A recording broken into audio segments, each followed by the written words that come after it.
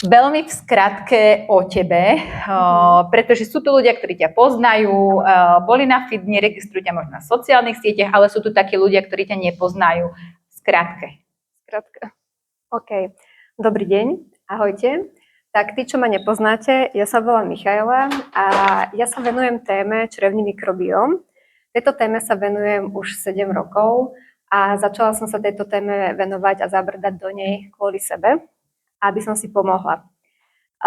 Ja v skratke teda poviem, urýchlim to, ja som mala rôzne zdravotné ťažkosti od potravinových alergií, intolerancií a zápaly a fakt gynekologické problémy. A vlastne som si povedala, že ja dosť a že proste musím niečo s tým robiť. Ja som mala tak obmedzenú stravu, že som mohla jesť iba mäso a v podstate nejakú listovú zeleninu. Ja som mala alergiu takmer asi na všetko. Moje telo reagovalo už fakt akože, ja keď som sa len pozerala na jedlo, tak už mi bolo zle. No a začala som riešiť tento črevný mikrobióm a prišla som na to, že treba si toto teda vyriešiť. A na základe toho, aby som si pomohla, tak som začala toto študovať do hĺbky a začala som vlastne vyrábať aj svoje nápoje s vlákninou, ktoré podporujú a vyživujú ten črevný mikrobióm. A aj vďaka ním, aj vďaka mojim teda vedomostiam už môžem plnohodnotne normálne žiť, bez zdravotných problémov a môžem sa konečne už normálne najesť.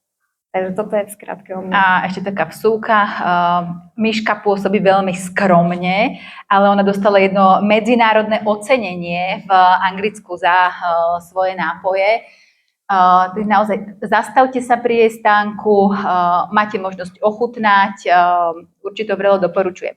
Ja sa priznám na ambulancii, keď veľmi často riešim pacientky, ktoré majú chronické zápaly pošvy. A to je také strašák nás gynekologov, pretože už niekedy nevieme, že ako ďalej. Boli by sme radi, keby tá pacientka zoberie kartu a ide o dvere ďalej. A keď začnem spomínať súvis vaginálneho a črevného mikrobiomu, tak sa na mňa dívajú, že neviem, o čom hovorím, že tam splietam 2 na 3, ale tieto dva mikrobiomy sú veľmi úzko prepojené. My vieme, že v tej pošve je kyslé prostredie. Hej, naozaj to pH je 3,8, 4,5 silne kyslé a my tam samozrejme nejaké baktérie máme. Tá pošva je osídlená baktériami, to prostredie nie je sterilné. Gro tam tvoria laktobacily, ale samozrejme sú tam aj iné baktérie, aj kvasinky, hej, ktoré tam prirodzene žijú. Problém je vtedy, keď tie laktobacily sa oslabia a dochádza k pomnoženiu tých škodlivých. Čo si myslíte napríklad také faktory, ktoré môžu meniť osídlenie tých baktérií a spôsobujú nám nejaký problém zo spodu?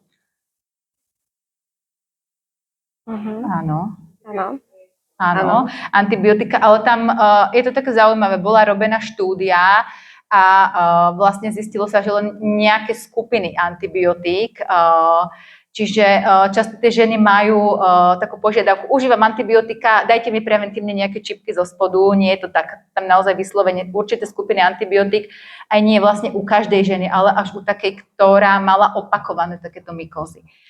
Ďalšie.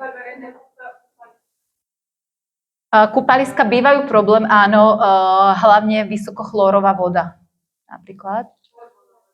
Áno, rôzne tie parfumované vložky, toaleťaky, ono to veľmi pekne vonia, ale... Prehnana hygiena, áno. Napríklad ja som zastanca toho, že niekedy naozaj tá obyčajná čistá voda stačí skôr, ako si tam dávať kadejaké tie sprchové gély. Ale napríklad syntetické spodno. Alebo tangače. Áno, aj tangače niekomu, hej. A napríklad aj hormonálne výkyvy, hej. V tehotenstve je žena náchylnejšia a takisto v období ženského prechodu, kedy vplyvom nedostatku toho estrogénu jednak tá pošva je suchšia a je potom náchylnejšia na kolonizovanie tými baktériami. Mokré plavky. Prezliekate sa, keď ste na dovolenke? Ja nie. Nechce sa mi. Ideš príkladom. Áno. Alebo napríklad výplachy pošvy. Sú robené rôzne štúdie a vlastne ako záver tých štúdií vychádza, že tie pošvové výplachy by sa vôbec nemali ani robiť. Pozrieme sa ešte do svojich poznámok. Cukrovka napríklad. To je ochorenie, ktoré už sa nám párkrát podarilo odhaliť tým, že žena mala opakované zápaly pošvy a už sme nevedeli, že čo, tak sme dali zobrať glykemiu na lačno a vlastne bola diagnostikovaná cukrovka. Takisto stres, oslabená imunita. Toto všetko sú faktory, ktoré majú vplyv na ten vaginálny mikrobióm a môže žena trpieť na opakované zápaly zo spodu. No, ako si ja môžem cez črevný mikrobióm ovplyvniť vaginálny mikrobióm? To určite veľa ľudí možno ani netuší, ale vlastne tým, že sú aj vlastne anatomicky veľmi blízko seba, vlastne ten vaginálny a črevný mikrobióm, tak vlastne tie mikróby črevného mikrobiomu migrujú do vaginálneho mikrobiomu. Veľmi ľahko. Ovplyvňuje ho pozitívne aj negatívne. Pozitívne v tom smere, že črevný mikrobióm je zásobáreň a výrobňa laktobacilov. Laktobacily vlastne vieme, že sú v tom vaginálnom mikrobióme, v vagíne a tvoria to kyslé pH, ktoré si už teda vysvetľovala. To kyslé pH potrebujeme na to, aby tie, ktoré budú migrovať alebo migrujú tie patogénne zlé baktérie, napríklad E. coli alebo Candida ako kvasníky, migrujú do tej vagíny, tak vlastne to kyslé prostredie je pre nich toxické. Oni nevedia vlastne v tom prostredí prežiť.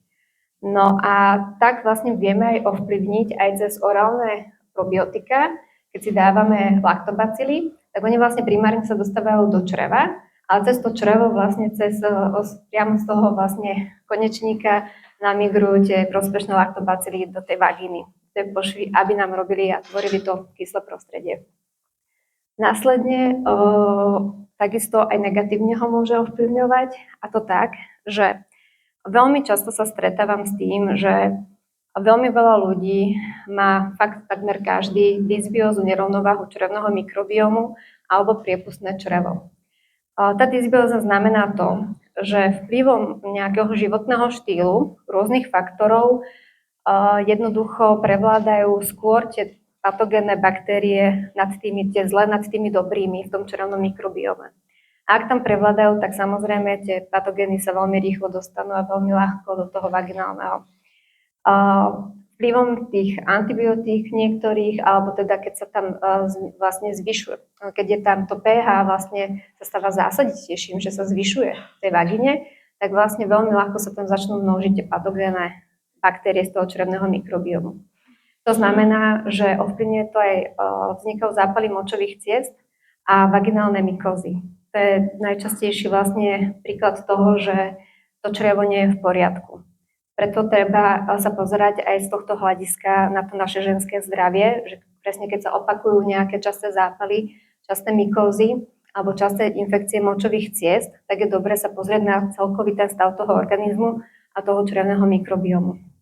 Tie baktérie, zlé baktérie v tom črevnom mikrobiome vlastne produkujú toxíny, endotoxíny.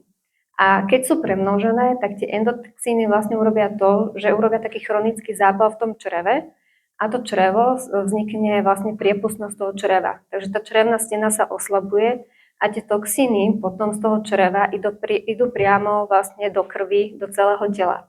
A tam vlastne ovplyvňujú celkové naše psychické, ale aj fyzické zdravie. Tam strašne veľa ochorení, ktoré vlastne dokážu ovplyvňovať. A zároveň teda aj to gynekologické zdravie. Už sme si spomenuli teda infekcie a mykózy a teraz sa môžeme pozrieť na to, že v črevnom mikrobiome máme súbor takých mikroorganizmov, ktoré sa volajú že estrobolom. A tento estrobolom, tieto baktérie produkujú enzym, ktoré vlastne majú za úlohu nejakým spôsobom správnu, nie že produkciu, ale správnu reguláciu estrogénu v našom tele. Takisto aj vieme, že pečeň vlastne pomáha odburávať von z tela nadmerný estrogen. Ale ak ten estrobolom nie je v rovnováhe a vzniká teda tá nerovnováha mikrobiomu, tak sa recykluje ten estrogen späť do tela, do krvi. A vzniká nám tzv. Estrogenová dominancia. Čiže vlastne toho estrogenu je viac ako toho progesterónu A vlastne ten estrogén nám robí potom tiež dosť veľkú šarapatu. Dosť často sa spája s endometriózou. To znamená, že už ak napríklad žena má endometriózu, tak ten nadbytočný estrogén vlastne tvorí nové ložiska endometriálne. Takže zhoršuje sa aj tá endometrióza. Následne aj tá nerovnováha dysbióza mikrobiomu, aj to priepustnosť čreva, robí systematický systémový zápal v tele. A vieme, že endometrióza je chronické zápalové ochorenie. A takisto aj keď máme zápalové ochorenie z toho čreva, takže vlastne v podstate celý ten systém, celé to telo v takom neustálom chronickom zápale. Takže v tom momente sa aj vlastne tie príznaky tej endometriózy a hlavne tie bolesti ešte viac zhoršujú.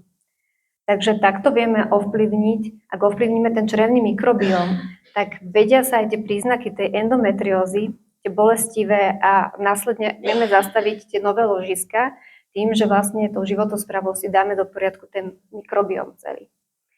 A takisto máme mikrobióm spájaný aj s polycystickými vaječníkmi a to v takom smere, že veľmi často dysbióza spôsobuje inzulínovú rezistenciu.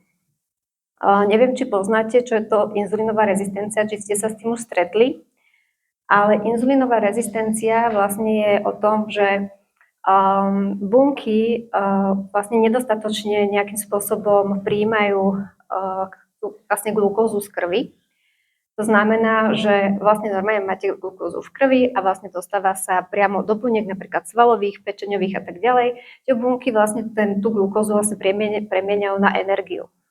Ale ak prijímame napríklad veľa cukru v strave, veľa jednoduchých sacharidov, ultraspracovaných potravín, máme dysbiózu čreva, ďalšie faktory, málo pohybu, nedostatočný spánok, chronický stres, chronicky zvýšený kortizol, viscelárny tuk, to je vlastne ten brušný tuk vnútorný, tak vlastne tie bunky neprijímajú tú glukózu z krvi. To znamená, že tá glukóza zostáva v krvi a vzniká vlastne, tie bunky sú rezistentné na ten inzulín. Pardon. No a vzniká to, že pankreas na to reaguje, že chce to nejakým spôsobom pretlačiť, tak zase nejakým spôsobom začne nadmerná produkcia inzulínu. A tu je ten problém, že ak toto neriešime, vzniká diabetes druhého typu, polycystické vaječníky, kardiovaskulárne ochorenia a vlastne nealkoholové stukovatenie pečene. Ak sa toto nerieši, tak vlastne viete, že je to veľký problém. V tejto populácii myslím si, že dosť veľa ľudí má túto inzulínovú rezistenciu, lebo ako ste počuli tie faktory, ktoré vlastne to podporujú ten vznik, tak väčšina ľudí proste tak žije. Žiaľ. No a ešte potom vlastne ešte ten inzulín, ktorý je nadmerne produkovaný, stimuluje vaječníky na nadmerné množstvo produkcie androgénnych hormónov mužských. Takže vlastne ono to, ako keby máte potom tie klasické typické príznaky tých polycystických vaječníkov, ktoré sú bolestivá menštruácia, alebo vlastne akné, vypadávanie vlasov a tak ďalej. Ale dobrá správa je tá, že toto inzulínovú rezistenciu aj estrogenovú dominanciu vieme vlastne ovplyvniť alebo úplne sa jej vieme zbaviť. Ale je to systematická vlastne práca a človek musí fakt zmeniť ten životný štýl. A keď sme sa tu už bavili o tej plodnosti a o týchto veciach, tak žiaľ, inzulínová rezistencia a estrogenová dominancia zhoršujú kvalitu vajíčok, zhoršujú vlastne implementáciu vajíčok, umelé oplodnenie a dokonca môže vytvoriť alergiu žien na spermie. Stretávam sa s tým, mám také klientky, a snažíme sa systematicky pracovať s tým črevným mikrobiomom. Takže vidíte, že ako to črevo, čo by človek nepovedal, ako dokáže vlastne ovplyvniť celkové to ženské zdravie. A tým pádom, keď sú tieto faktory a neriešia sa, tak vlastne prichádza žena do takého stavu, že nedokáže otehotnieť. Ale hovorím, že dobrá správa je tá, že dá sa to zvrátiť. Áno, dá sa. My sme v rámci toho Fitdňa mali vlastne celý ten blok tých prednášok o tom, ako telesné zdravie ovplyvňuje psychiku a psychika telesné zdravie. A ten mikrobióm, našťastie sa mu v súčasnosti venuje veľmi veľká pozornosť. Čiže celkovo ten životný štýl má vplyv na črevný a následne aj na vaginálny mikrobióm. A ešte by som ťa poprosila naozaj v skratke, že čo sa týka stravy pre tých ľudí, ktorí tu neboli na fit dni, z čoho by tá naša strava mala spočívať, aby sme si podporovali ten mikrobióm? Jasne, veľmi rada. Tak gro toho všetkého je vláknina. Vláknina je veľmi dôležitá len z toho dôvodu, že tá vláknina vlastne je výživa pre tie prospešné baktérie, aby sa mohli rozmnožovať v tom našom črevnom mikrobiome a oni fermentujú tú vlákninu. To znamená, že tou fermentáciou vznikajú hojivé látky, čiže už keď tam je nejaký zápal v čreve, je tam dysbióza, je tam priepustnosť toho čreva, tak dokážu sa regenerovať, to črevo sa dokáže tak regenerovať, že tie hojace látky ho zahoja. Táto schopnosť toho čreva, ono sa dokáže regenerovať každých tých 10 dní, ale musíte mu dať vhodné podmienky na to. Ak teda máte nejaké potravinové alergie, intolerancie na nejakú potravinu, na čas treba vyradiť, vysadiť, lebo v podstate vy ako keby stále provokujete alebo ničíte ten mikrobióm a provokujete tú imunitu, aby teda nejakým spôsobom bola stále v pohotovosti. Takže vláknina je dôležitá, preto som začala vyrábať tieto moje vlákninové nápoje, a presne na to, aby ten mikrobióm sa vyživoval a presne na to, aby vlastne sa opravil alebo zregeneroval. Takisto kvalitné bielkoviny, kvalitné tuky, samozrejme sacharídy, vlastne všetko ale mať rozložené tak, aby ste mali rozmanitú tú stravu. To znamená z každého niečo každý deň. Čo sa týka vlákniny, tak vážne sú vlastne už je štatistika, že 95% populácie neprijíma dostatočný príjem vlákniny denne. Žiaľ, je to tak, preto vznikajú rôzne psychické aj fyzické ochorenia. A to máme ekvivalent k tomu, že potrebujeme prijímať 25 až 30 gramov vlákniny denne. To znamená, že 400 gramov zeleniny, ovocia alebo nejaké bylinky plus k tomu strukoviny proste na to, aby ste mali ten mikrobióm v poriadku. Len ten mikrobióm aj ovplyvňuje aj ten stres, ten chronický stres a vlastne všetko, kompletná tá životospráva, žiaľ.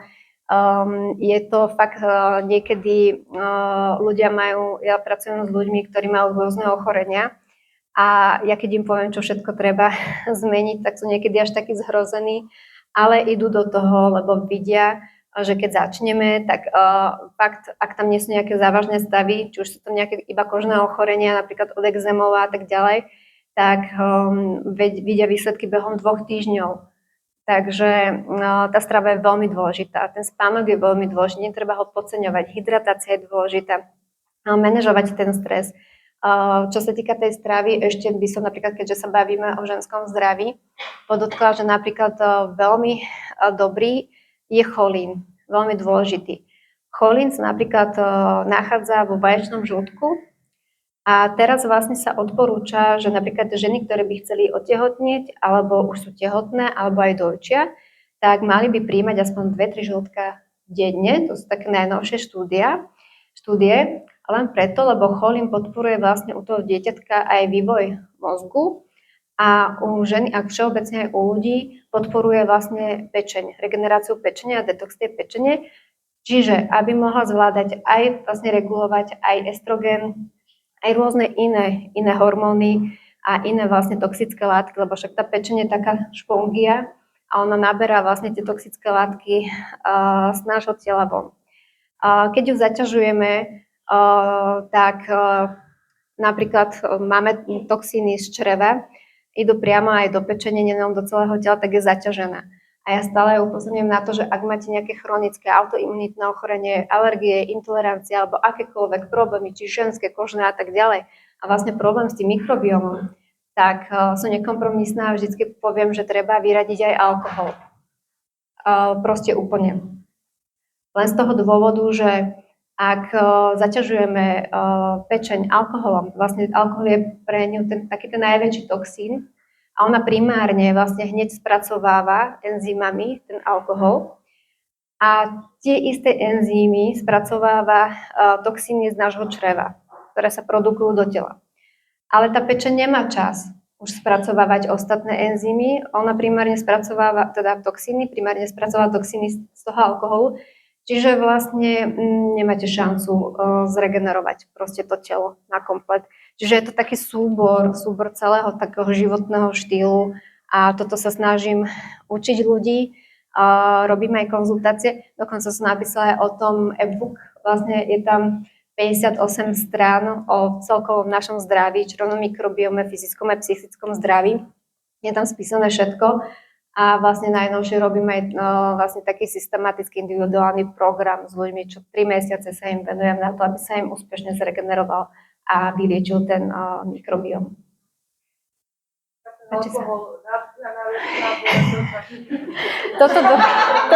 Toto je skvelé, áno, toto dostávam túto otázku. No pozrite, toto je to najdôležitejšie.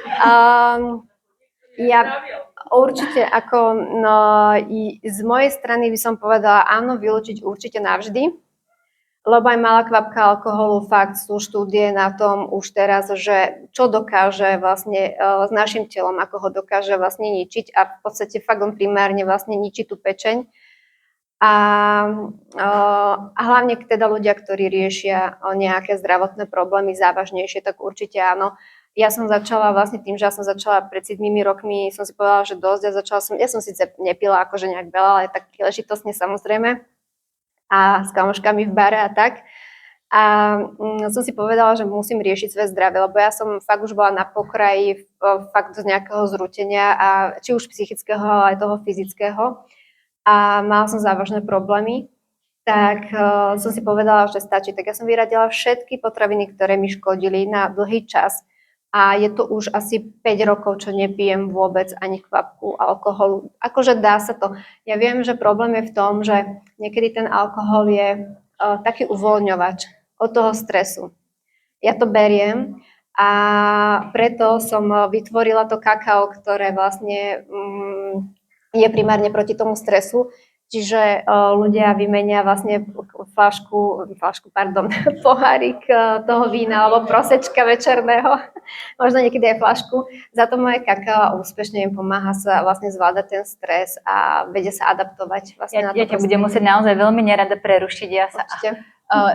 Nechcem sa dívať takto, lebo ja vždy, keď sa pozriem na Veroniku, tak mi ukazuje na hodiny. Akože pani má pochvalu, naozaj beriem si toto k srdcu, túto otázku, a na budúci rok na Fit deň vyhradíme jednu prednášku alkoholu. Tomu, ako vlastne alkohol pozitívne alebo negatívne vplýva na náš organizmus. To je veľmi dobrý tip. Áno, a kľudne, ak máte nejaké otázky, môžete v kulároch pri pohári vína o tom podiskutovať.